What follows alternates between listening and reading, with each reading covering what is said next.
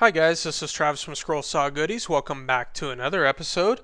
We're continuing on our classroom series as we learn to use Inkscape to create scroll saw patterns. This is lesson number 3, and we're going to be talking about aligning objects. Now we're going to be dealing with layers. We're going to be talking about layers, most specifically object order. We're going to be talking about groupings. We're going to be talking about guidelines. And we're also going to be talking about aligning and distributing objects. Okay, so let's just go ahead and get started. Aligning our objects is going to play a pretty major role in really any kind of design work, especially for scroll saw patterns. You're going to be wanting to place certain elements within a specific relation to one another. This could be merely for function, like if you're doing a tab and slot design, you're going to have to keep things very precise. Or if you're doing a symmetrical type fretwork, you're going to want to keep everything in complete symmetry in order to create your design. So let's go ahead and just kind of jump on in. Very first thing we're going to talk about is layers. Now layers, much like GIMP, there are layers in Inkscape, and each layer could contain any number of elements, and it is a way to organize elements and well, let me just kind of show you where the layers are. Now in the first video I kind of showed you in this bottom part here, we have our layers selection, and you could toggle on the visibility, and you could also lock layers. But where do you create additional layers? Just right up here at the layers menu. You could create new layers, you could rename layers, you could raise and lower layers, and you could do all your manipulations here. Now this is actually pretty handy when you're doing real complicated illustrations with a lot of different elements, hundreds and hundreds of elements that come together to create really a complicated illustration, especially for graphic arts. This is very useful. But for what we want to accomplish, really layers just kind of add a little bit of extra complexity, and it's really not necessary to use layers at all. So really we should be just working off one layer. By default, we're working on layer 1. So I wouldn't worry about layers too much. Now, next we have object order within the layer. Object order is probably a little bit better description because you're not really dealing with layers within layers, even though technically it is. It's probably better to describe it as object order. Let me go ahead and illustrate this real quick. I'm going to create a few shapes here. I'm going to create a square.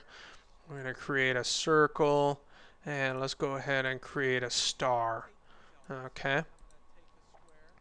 Now when we take these elements, I'm going to take the square and I'm going to put the circle on top, and then the star on top of that. Now you'll kind of notice that the order that we created the objects is the order in which they're layered. So we created the square, so that's on the bottom layer.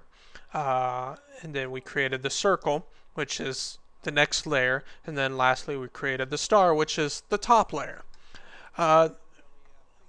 This is okay, but there's going to be times when we can't really think that far ahead and decide which layer or which order particular elements need to be.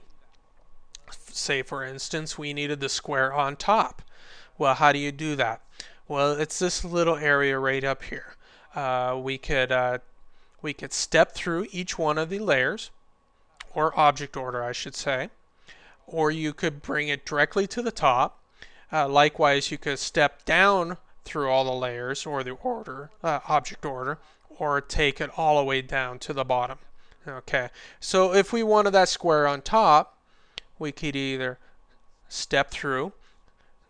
You see the square is now above the circle, and we can step through again, and now the square is on top.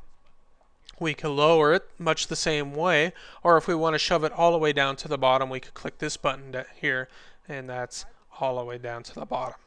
Okay. So, and then way I prefer to do it is using a keyboard shortcut. Let's say we want to bring the square all the way up. If you use your page up, that's going to toggle each through each one of the layers one step at a time. And I'm just going to hit that a couple of times. If I want it down to the bottom, we'll just put page down twice. Home will send it all the way to the top. It's the same thing as this. End will send it all the way down to the bottom. Okay. So if we want the circle on top of the star, I'm just going to select the circle. I'm going to go page up. Or if I want the square on top of the circle, I'm going to click home and bring it all the way to the top. And now we have the square on top of the circle. Okay, so that's how object order works. So these are object order within layer 1. Okay, so just kind of think of it like that. Okay, next we're going to be talking about groupings. Now grouping is, let's say we have let's go ahead and create a little design. We got a star and a circle here. Maybe we can make a nice little design, just a real simple one. Okay, so we got a circle and a star. Okay, in order to select multiple objects, you could do the marquee and you can move it around and as you normally would. You could also click an object, hold down the shift key, and you could click another object and it's going to add that to your selection and you can move that around. Another way to do that is, say we're going to be using this or moving this element quite a few times. We could select them both, and then up here we have group selected objects. And likewise, we also have ungroup selected objects. So let's go ahead and group this star and circle together. And now it's going to act as if it was one object. Okay. So this is really handy when you're working with elements. It just makes it easy, so you could just click the object once and you're not going to have to create marquees or hold down your shift button to select multiple objects. This is especially handy. Let's ungroup this and I'll show you another reason why this is handy. Let's say we have a bunch of squares here.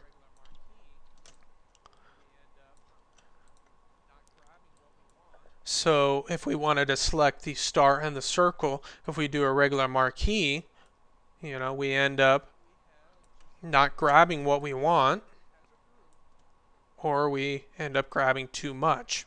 Okay.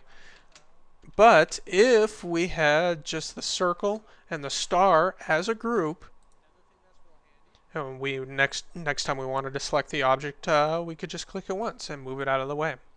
So that's one thing that's real handy with that. Another thing that's real handy is that it allows you to duplicate objects. So let's say we want to repeat this design throughout our pattern. So Control D for duplicate, and there we have another group. Okay. Now we could take this group and we could ungroup it, and now we can move around our elements separately from each other. So let's say we want to do something along those lines now. Now we can select all three, we could group them, and now we can move them as one object. Or we could also duplicate them and create multiple objects, just like that. So you can kind of see where the value of grouping and ungrouping holds. It just allows for easy duplication. It allows you to select what you need quickly. And it also is a great way to organize certain elements. Okay, let's go ahead and talk about guidelines. Guidelines are actually kind of handy. GIMP has these, so you might recognize them. Let's go ahead and put this to the side. But along the top and the left side, you'll see rulers. Now, if you click and drag out into the ruler, you could have guidelines. And you could put them anywhere, which way you want. You could double click them, and then you could put them at very specific areas. So let's say we want them in inches. Let's say we want it 1 inch on the x-axis. So we click that, and then our guideline is exactly at 1 inch in. Okay, and we could do the same thing for the top. We'll just double click that line, change it to inches, and we want that on the 1 inch mark as well. And now we could place our newly created object 1 inch with a 1 inch margin on our paper. Okay, and our objects will actually snap to the guidelines. You could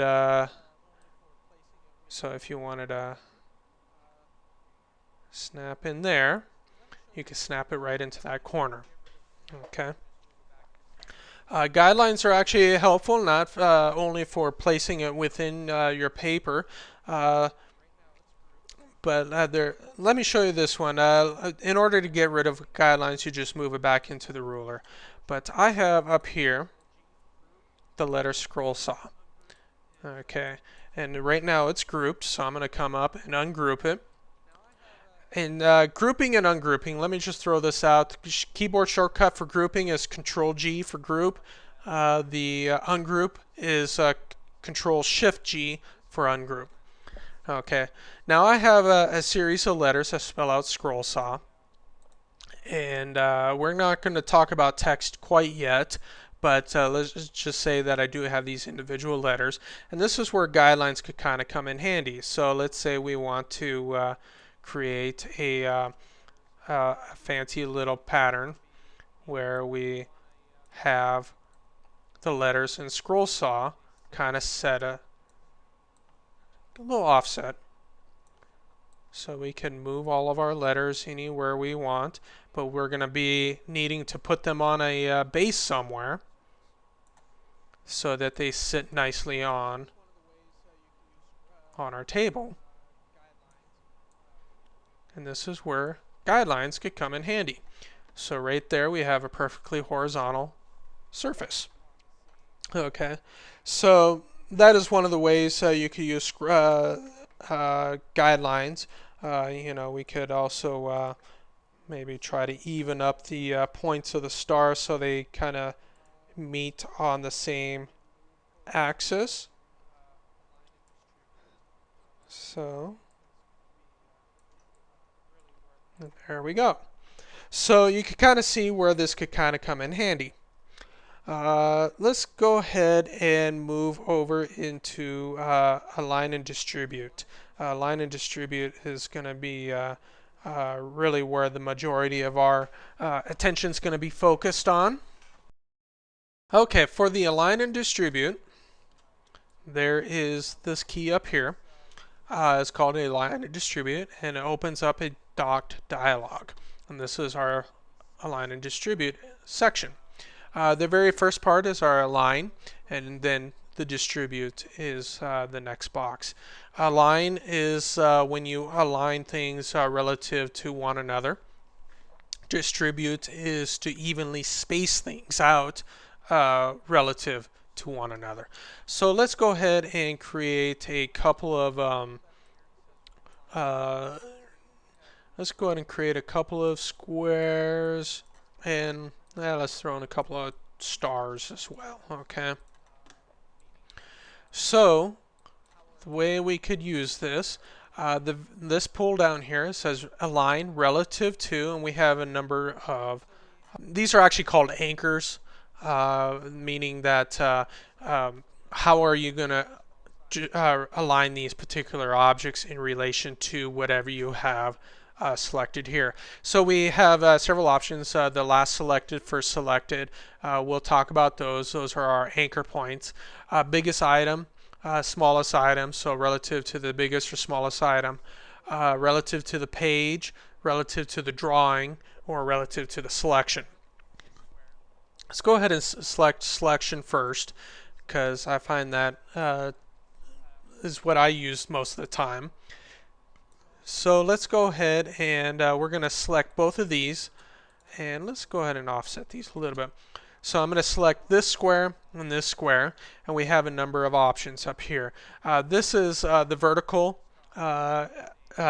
alignment, and this is horizontal alignment. So I'm going to go ahead and play with horizontal alignment first, and I'm going to align the tops. So I'm going to align this top along with this top. So all I got to do is push those two buttons. Now this top and this top are on the same axis. We could do the same thing along the bottoms just by selecting the align along the bottoms. And now this bottom and this bottom are along the same plane. Okay. We could also center them. So this center point is along the same center point as this object. Okay. So we could select a number of these and we could align them to the top. And now all of these are aligned along the top. Okay. Same thing for the vertical selection. We could let's just take a few of these stars, and we could select all these stars, and then we could align to the left side. You see how that moved over? Or we could align to the right side. Okay.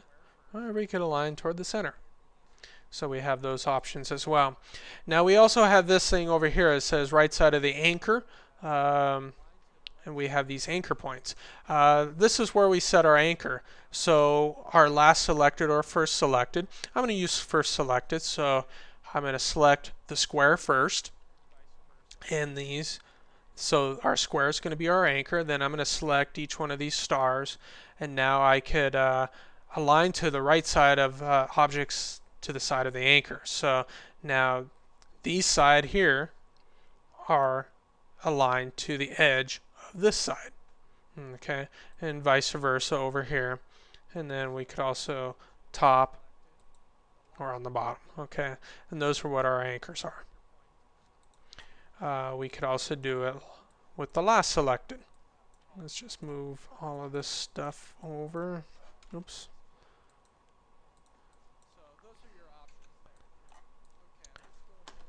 So if we go to last selected, the last object that we select will be our anchor point. And now we are all of these objects are aligned to the left side of this anchor. Okay, so those are your options there. Okay, let's go ahead and move these things out a little bit. Distribute. Distribute basically means to distribute them evenly within relative position of each other. So we have several different options here. We have distribute the left sides. We have distribute along the centers, right side, and then we also measure the gaps between the two. So let's go ahead and select, we'll just select all three of these, and basically what it's going to do is it's going to take the outside objects on both sides, so this would be the square here and then the largest star, and then we'll distribute them equally among the centers. So we click that, and now they're equally distributed along the centers. Same thing with the left side or right side. We could do it either way. Or we could do, we can measure the gaps between them, because you can see right here, this gap is much bigger than this gap. So we could click that, and now the gaps are even across all of them. Okay, so we have those options. The same thing with the vertical distribution as well. So let's say we want them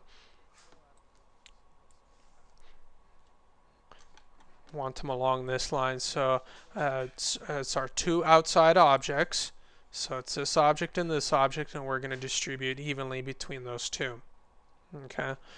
Okay, so let's go ahead and put this to some use. Let's go ahead and create a real simple castle pattern.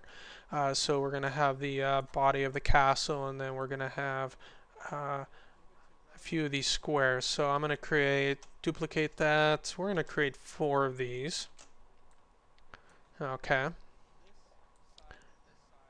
Let's see if they'll fit.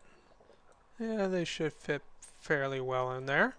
So let's go ahead and put these together. So I'm going to go ahead and select the big square, and I'm going to select this little outside square, and I'm going to move it to relative to selection, and I want their left sides aligned. So I'm going to click that button, and now this side and this side are exactly on the same plane. So I'm going to go ahead and select this square, and I'm going to group them together because I don't want them to move within relative position of each other. Okay. So I'm going to select this square and then this group, and I'm going to align the right side. So let's see here. There we go. So we click along, align along the right side, and now this right side is on the same plane as this right side. Okay. So I'm going to go ahead and kind of move these two pieces into each other, and I'm going to ungroup this. So now we have 4 individual squares. Now if you remember right, this side is on the same plane as this side is on the same plane as this side. So let's go ahead and select these 4 squares, and we're going to go ahead and center them on the selection. So we go like that, and then we're going to distribute these evenly from outside to outside. So I'm going to just select that, and I'm going to select the horizontal gaps, and that centers those along those lines. So I'm going to go ahead and select all 4 of these, and I'm going to group them. So now we have one grouped object along with another grouped object.